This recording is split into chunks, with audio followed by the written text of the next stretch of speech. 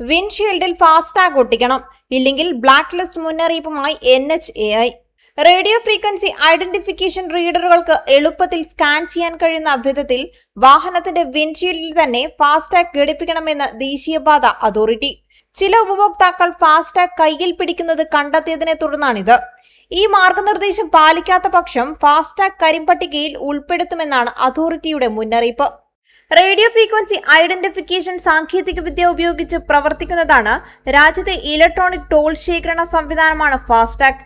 പുതിയ highway പ്രൊജക്ടുകളിലടക്കം toll സംവിധാനം തടസ്സമില്ലാതെ പ്രവർത്തിക്കുന്നുവെന്ന് ഉറപ്പാക്കാൻ ദേശീയപാത അതോറിറ്റി കർശന നിരീക്ഷണം നടത്തിവരികയാണ്.